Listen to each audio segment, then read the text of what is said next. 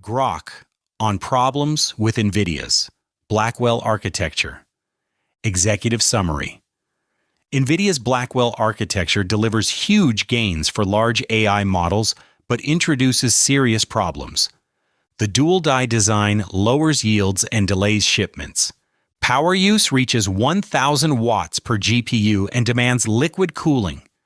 Performance outside AI looks inconsistent. NVLink over copper limits multi-rack scaling. Failure rates and maintenance costs rise. High prices and CUDA lock-in restrict buyers. Blackwell works best for massive AI workloads, while many organizations may prefer Hopper, MI300X, or Gaudi 3 for balance and cost. Article: Nvidia introduced the Blackwell architecture in March 2024. The company began moving it into production later that year. Blackwell targets artificial intelligence workloads and high-performance computing. Nvidia designed it to beat the previous Hopper generation. The main goal is extreme scale for very large AI models. Blackwell uses a dual-die design. This means one GPU package holds two separate chips. The GB200 superchip is a key example. It combines two B200 GPUs in one module. Blackwell uses TSMC's 4NP process and packs in about 208 billion transistors. It supports up to 192 gigabytes of HBM3E memory. The memory offers very high bandwidth for AI training and inference. Nvidia also added new accelerator features. The second-generation transformer engine supports low-precision formats like FP4 and FP6. These formats improve speed and lower memory use for AI models.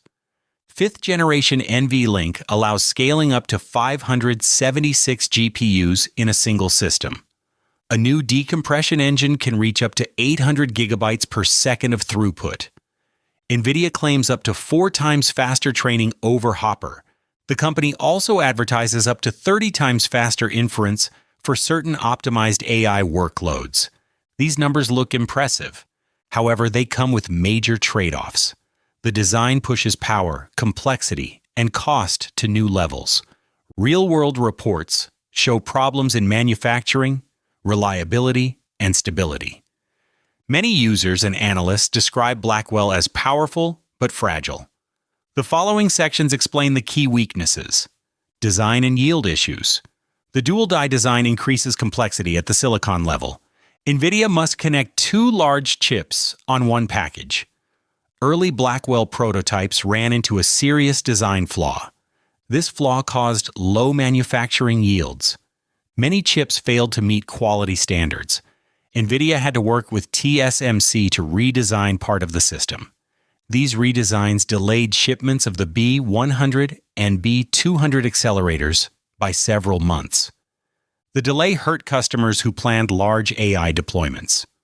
Lower yields also raised production costs. Nvidia had to charge high prices to protect its margins. Fast fixes can also introduce new issues. Some engineers worry that rushed revisions may hide long-term bugs. Nvidia's leadership admitted responsibility for the flaw. Reports also suggest that similar yield and design problems affected early rack-scale systems like NVL72. These systems tried to push extreme density. The problems show how fragile the design can become at large scale. Power consumption and thermal challenges. Blackwell's power use creates one of its biggest weaknesses. Individual GPUs can draw up to 1,000 watts. Full racks can exceed 100 kilowatts.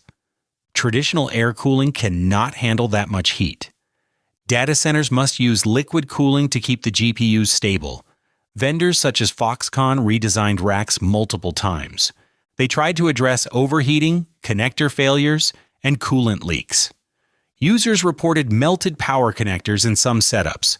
Thermal stress can also force the GPUs to throttle. Throttling slows them down and reduces uptime. These events create real financial losses. Liquid cooling systems add 20 to 30% to total cost of ownership in some estimates.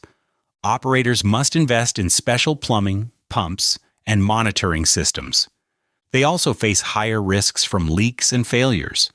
This environment does not work for normal consumer builds.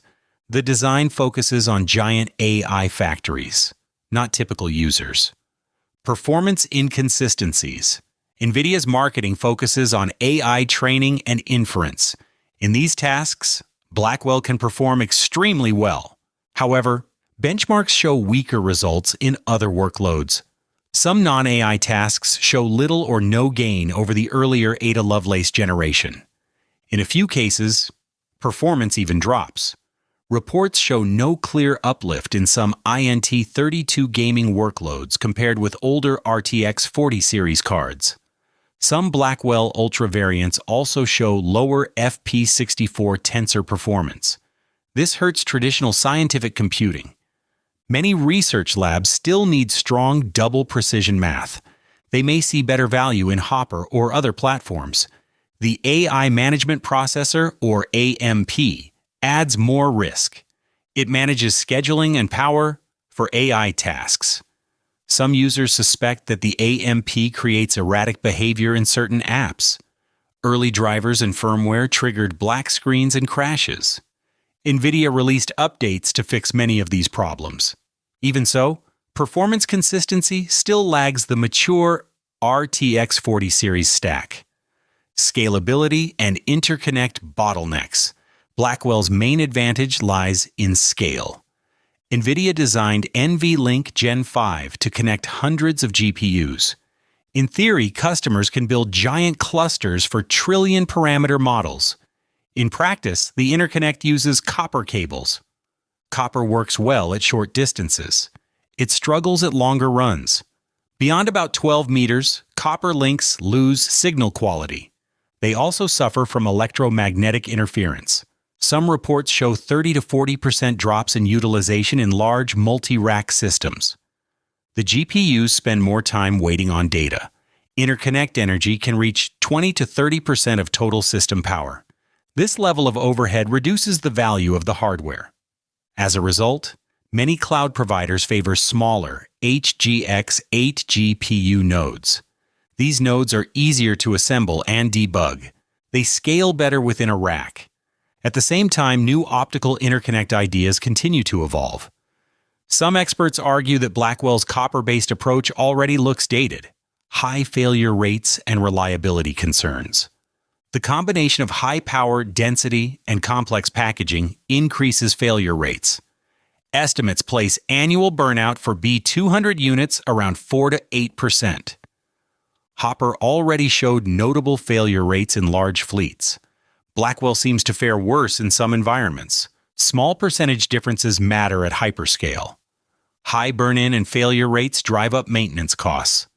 Data center teams must swap boards, repair racks, and track faults. They also lose revenue during downtime. Synchronization problems between the two dies can trigger crashes. Software bugs in rack-level systems add more instability. Reports mention tens of thousands of 200 GB cabinets shipping in 2025.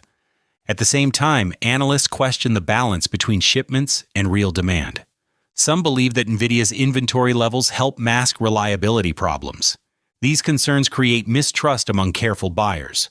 Cost and ecosystem lock-in. Blackwell sits at the top of the market in price.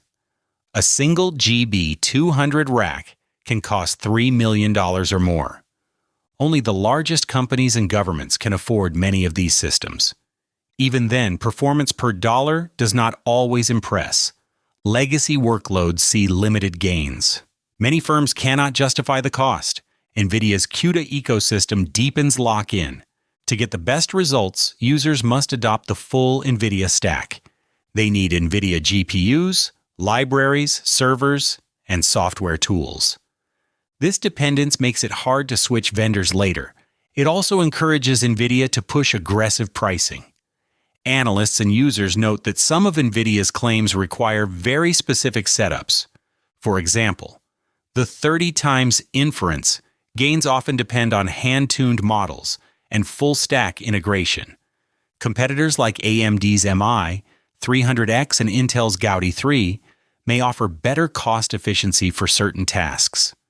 These platforms sometimes trade raw peak performance for a better total cost of ownership. Broader implications and practical advice. Blackwell shows how far Nvidia will go to dominate AI computing. The architecture delivers huge gains for very large AI workloads. It enables trillion-parameter models and dense AI clusters. At the same time, it exposes new weaknesses. Power demands rise faster than many facilities can support. Manufacturing grows harder and riskier. Reliability problems increase. Nvidia has already started adjusting its roadmap. Reports mention that future GB300 designs may use more conservative board layouts. This shift suggests that Nvidia recognizes the current pain points. For now, early adopters serve as test beds.